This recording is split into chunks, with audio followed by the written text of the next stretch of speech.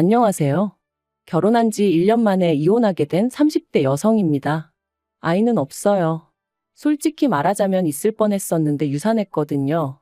그리고 그때는 정말 왜 나에게 이런 일이 생겼을까 하는 생각에 하루하루가 괴롭고 힘들었는데 지금 이렇게 남편하고 이혼하고 나니까 이런 말하기 뭐하지만 차라리 잘 됐다 싶은 마음도 들어요.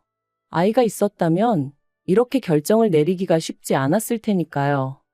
오만정이 다 떨어져서 이혼했기에 남편이라고 부르고 싶은 마음은 눈꼽만큼도 없지만 그래도 편의상 남편이라 칭하겠습니다. 남편하고는 지인의 소개로 만났고 궁합도 안 본다는 4살 차이였어요. 물론 그런 이유로 결혼을 결심한 건 아니고 매사 논리적이고 이성적인 남편의 성격이 좋았거든요. 여담이지만 남편을 만나기 한참 전에 잠깐 사귀던 사람이 있었는데 그 사람은 감정 기복이 어찌나 심하던지 그 장단에 맞춰주다간 스트레스로 제가 어떻게 될 것 같더라니까요. 아무튼 그래서 그때 결심했었어요. 침착하고 차분한 사람을 만나겠다고 말이죠. 그리고 남편은 그런 면에 있어서는 제가 기다리던 사람이었습니다. 사람이 감정에 휩쓸리기보다는 객관적으로 상황을 판단했거든요. 덕분에 가끔은 서운한 순간도 있었지만 저희는 2년을 연애하고 바로 결혼했는데 연애하는 동안 남편이 저보다 연상이었음에도 불구하고 매번 더치페이를 했어요. 남편이 콕 집어 저더러 돈 내라고 한 건 아니었는데 매번 주변 사람들 이야기를 하면서 자기 친구의 애인은 개념이 있네 없네 해대니까 저도 모르게 자연스레 제 몫은 제가 부담하게 되더라고요. 그리고 저는 솔직히 그런 제 자신이 쿨하고 멋지다고 생각했어요. 남편 말대로 저도 남편하고 똑같이 직장 생활하는데 당연한 거라고 생각했죠. 하지만 돌이켜 생각해보면 마음 한켠으로는 공주 대접 받는 친구들이 부러웠던 것도 같아요. 특히나 생일이나 크리스마스처럼 특별한 날에도 남편의 계산은 늘 정확했거든요. 제가 10만 원짜리 선물을 했으면 자기도 저에게 10만 원짜리를 주는 식으로요. 그러니 뭐 어디 가서 자랑하자고 하는 연애는 아니었지만 그래도 뭐랄까 좀 섭섭할 때가 있긴 했어요. 남편 말로는 35이 넘어가니 어머님 아버님께서 하루라도 빨리 결혼하라 성하라 하셨고 그런 이야기가 몇 번 반복되다 보니 어느샌가 자연스레 결혼 이야기가 오가게 되었습니다. 사실 연애하는 내내 주도권이 남편에게 있었던 것 같아요. 남편이 저보다 나이도 많았고 지금 생각해보면 개소리가 대부분인데 아무튼 그때는 그런 생각은 못하고 그저 좋은 게 좋은 거라며 남편 의견을 많이 따라줬거든요. 그리고 결혼 이야기가 나오면서 남편이 그러더라고요. 요새는 다들 반반 결혼하더라면서 그게 자기가 봐도 서로에게 공평한 것 같답니다. 성인 두 사람이 만나 가정을 이루는데 기여하는 바도 동일해야 서로 동등한 권리를 가질 수 있는 거 아니겠냐면서요. 마침 또 그 무렵 여성 인권에 관한 뉴스도 쏟아져 나올 때라서 그게 정말 그럴듯하게 들렸죠. 그래서 10원짜리 하나까지 반반 부담해서 결혼했습니다. 친정부모님이 아무리 요새 젊은 사람들이 손해보기 싫어한다지만 그래도 결혼하는데 어떻게 그렇게까지 따지냐며 혀를 차셨는데 정말이지 친정부모님 말씀이 틀린 거 하나 없었어요. 사랑해서 하는 결혼이라면서 10원짜리까지 따져가면서 결혼했다는 게 지금 생각해도 어이가 없네요. 하지만 어쨌든 그땐 바보천치 마냥 제 눈에 뭐가 똥이고 뭐가 된장인지 배는 게 없었어서 그렇게 남편과 부부의 연을 맺었습니다. 그리고 그때부터 각자 월급 관리해가면서 생활비의 공과금은 각출해서 썼지요. 이때도 역시나 10원 단위까지 반반 나눠서 냈고요. 그런데 황당한 건 생각해보니까 그런 와중에도 집안일은 제가 더 많이 했어요. 특히나 부엌일 같은 경우 남편은 제가 여자고 아내이니 당연히 제가 하는 게 맞다고 여겼죠. 그런데 저 또한 그게 불공평하다 생각지 못하고 어째서인지 당연하게 받아들였어요. 남편은 늘 저더러 살림을 잘한다, 야무지다 이런 말로 저를 칭찬했고 그러면 왠지 인정을 받는 기분이었거든요. 바보 같았죠, 정말로. 제가 도대체 뭘 생각하면서 살았던 건지 모르겠네요.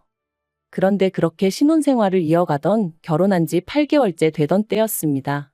어째서인지 그 무렵 몸이 찌뿌둥하고 평소와 다른 게 느껴지더라고요.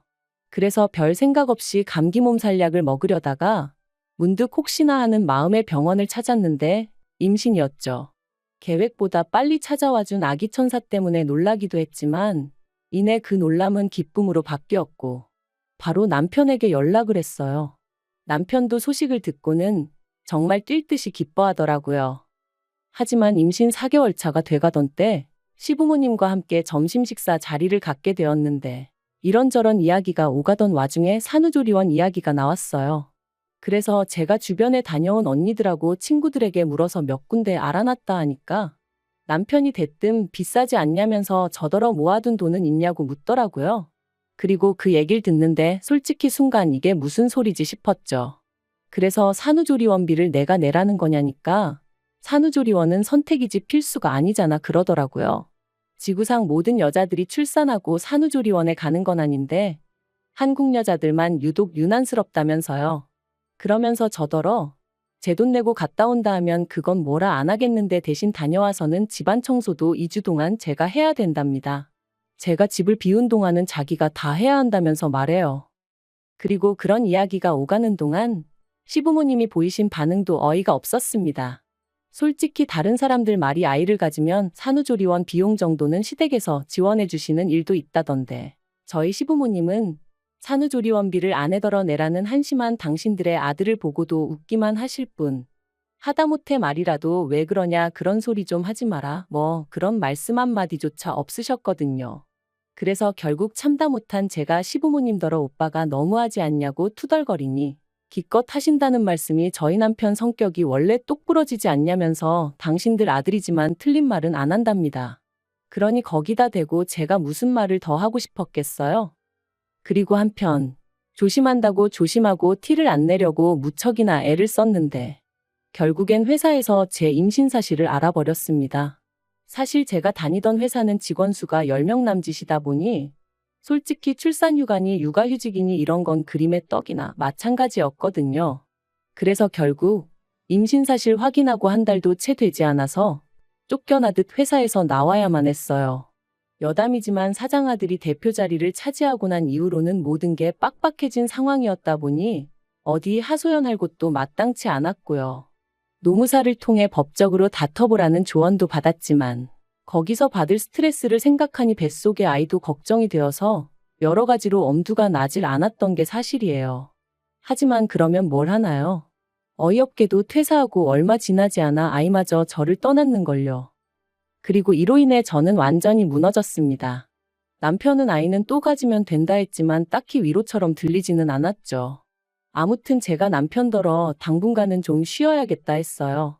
직장을 다시 구하는 건 그래도 그동안 제 경력이 있고 하니 걱정할 바가 아니었으나 건강이나 감정적인 건 어떻게든 좀 추스려 놓지 않으면 안 되겠다 싶었거든요. 그랬더니 남편이 그런 건 뭐 저 알아서 하라더니 정말 일주일도 안 돼서 자기가 도맡았던 집안일을 손에서 딱 놔버리대요. 자기는 회사 일 하는 것만으로도 힘들다면서. 그런데 그런 남편한테 좀 서운하면서도 어째서인지 그게 당연하게 느껴지더라고요. 남편이 외버리니까 제가 집안일을 해야 한다고요. 하지만 그렇게 지낸 지 한 달쯤 됐나 남편이 저더러 왜 생활비를 안 내놓냐는 거예요. 그래서 제가 난 직장을 안 다니지 않냐니까. 그래도 처음부터 반반 결혼했으니 제 몫은 제가 스스로 책임져야 하는 거 아니냐면서 저더러 모아둔 돈으로 뭐 할 거냐고 이럴 때 쓰는 거라나요? 그리고 저는 뭔가 찜찜한 기분을 지울 수가 없었습니다. 따지고 보면 자기는 바깥일 한다고 그래서 제가 집안일을 다 도맡게 된 건데 그렇다고 제가 집안일 한 거에 대해서 누가 월급 주는 건 아니잖아요.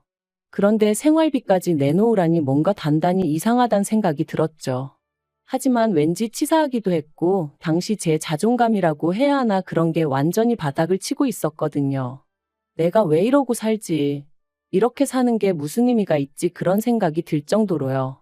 아마 지금 생각해보니 우울증 초기였지 않았나 싶네요. 아무튼 그렇다 보니 바보같이 따지고 들지를 못했어요.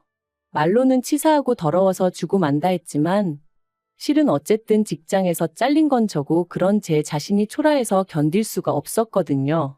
그런데 그런 와중에 괜히 남편하고 말싸움이라도 했다가 남편이 저를 무시하는 말을 하기라도 하면 제가 견뎌낼 수 있을 것 같지도 않았고요. 그런데 제가 가만히 있으니 정말 무슨 가만히로 보이기라도 했던 건지 이혼을 결심하게 된 결정적인 사건이 있었습니다. 저는 하루에 보통 2끼를 먹어요. 아침은 원래 직장 다닐 때도 안 먹었고, 점심은 도시락으로, 저녁은 집에서 남편이랑 먹었죠. 그런데 직장을 나온 이후로는 점심도 집에서 혼자 먹어야 되니까 별로 입맛이 없더라고요. 그래서 보통 간단한 스낵으로 허기만 달래는 시기였어요. 그리고 덧붙이자면 이 간단한 스낵은 전부 다 순수한 제 돈으로 샀습니다. 남편이 저더러 네가 어린애도 아니고 이런 걸 뭐하러 사 먹냐며 결혼 초부터 어찌나 눈치를 주던지 생활비로 사는 게 아까워서 그러는 것 같았죠. 그래서 그때부턴 과자 같은 건 그냥 제 돈으로 사 먹는 게 습관이 돼버렸네요. 그리고 그날도 점심은 쿠키 몇 조각으로 때웠더니 오후 5시 좀 넘어가니까 배가 고프더라고요. 그래서 저녁엔 꼭 밥을 먹어야지 하고 남편을 기다리고 있었는데 남편이 떡볶이가 먹고 싶다며 좀 만들어 두라는 거예요. 자기 와이프가 매번 점심은 간단히 때우는 걸 알면서 굳이 분식을 먹자는 건지 이게 별거 아닌 것 같지만 제가 정말 예민하던 시기였어요. 그렇다 보니 이런 것도 좀 서운하긴 하더라고요. 하지만 하늘에 맹세코 티는 안 냈습니다. 알겠다고 하고 안에다 떡이랑 라면이랑 그런 걸 많이 넣어서 끓여야겠다 뭐 그렇게만 생각했죠. 남편은 7시가 되어서야 도착했고 그런 남편에게 제가 너무 배가 고프니까 먼저 먹고 씻으면 안 되냐 물었어요. 그랬더니 남편이 자기가 뭐 찝찝해서 그렇다며 저더러 먼저 먹고 있으라대요. 이미 라면 사리도 넣었지. 남편 기다리다간 뿔게 생겨서 알겠다 하고 라면 사리만 먼저 좀 건져 먹었네요. 그런데 얼마 후 화장실에서 샤워를 마치고 나온 남편이 식탁에 앉아있는 저를 보더니 진짜 먼저 먹었냐는 거예요. 그래서 라면 사리만 좀 먹었다니까. 아무리 자기가 먼저 먹으라고 했어도 그렇지. 밖에서 힘들게 일하고 온 사람 김 빠지게 떡볶이도 자기가 먹고 싶다고 한 건데 어떻게 제가 먼저 손을 댈 수 있냐대요. 어이가 없어서. 그런데 남편이 거기서 그치지 않고 수건으로 자기 머리를 털면서 저더러 집에서 놀아도 배는 고픈가 봐 하는데 이건 누가 뭐래도 비아냥거리는 거였죠. 진짜 순간 얼마나 속에서 우라가 치밀던지 식탁 위에 있던 떡볶이 냄비를 그냥 바닥에 엎어버렸어요. 그리고는 다른 집 남자들은 아내가 힘들어하면 먼저 나서서 쉬라고 한다더라. 그리고 친구들하고 밥도 먹고 필요한데 쓰라고 용돈도 준다더라. 그런데 당신은 생활비니 공과금이니 따박따박 받아가면서 나한테 얼마나 대접을 받으려고 드는 거냐? 네가 나한테 해준 게 뭐가 있다고 나를 무시하냐? 정말 미친 듯이 쏘아붙였네요. 그리고는 당신이 경제적으로 무능력한 걸 반반이니 뭐니 말 같지 않은 소리로 덮어씌우는 거 내가 모를 것 같냐 했습니다. 찌질하다고 쪽팔려서 어디다 말도 못하겠다고도 했고요.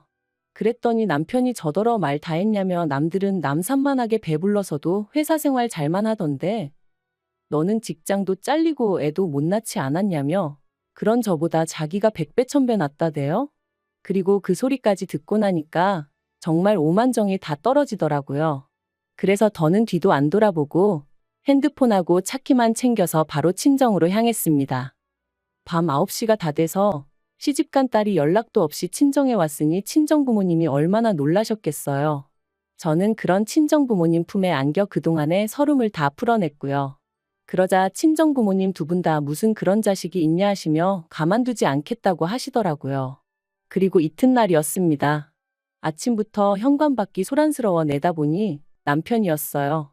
남편이 저를 발견하고는 얘기 좀 하자길래 현관을 열었더니 기껏 한다는 말이 어제 제가 어지른 거 자기가 치우느라 진짜 고생했다면서 자기가 말이 지나쳤다면 미안하지만 저도 그렇게 무식한 행동을 했으니 잘한 건 없답니다. 그리고는 그러니까 지난 밤에 있던 일은 없던 일로 퉁치자대요. 정말이지 이 인간 머리는 폼으로 달고 있나 싶었죠. 사과 같지도 않은 미안하다 한마디 틱 던져놓으면 내가 쪼르르 따라갈 줄 안 건가 싶은 게. 그런데 그때 친정아버지께서 달려나와 남편의 멱살을 잡아 현관 밖으로 끌어내셨습니다. 그리고는 지 마누라 하나 먹여 살릴 주제도 못 되는 게 결혼을 왜 하냐고 그렇게 반반이니 나발이니 해댈 거면 그냥 혼자 살라며 욕을 퍼부으시대요. 한 번만 더 내 딸 주변에 얼씬거리면 그때는 이 정도로 끝나지 않을 거라면서 말해요. 그래서 결국 친정부모님의 강력한 지지로 저는 남편과 이혼을 결심했습니다. 솔직히 반반 결혼 생활이 이혼 사유가 될까 싶어 걱정이 많았는데 생각보다 저희와 비슷한 문제로 고민하는 부부들이 많다는 게 좀 충격이었고요. 그래도 어쨌든 결과적으론 저한테 도움이 되었죠. 남편하고는 결혼 유지 기간이 짧았기에 위자료 같은 건 받아내지 못했지만 기대도 없었기에 그 부분은 딱히 실망스럽지도 않아요.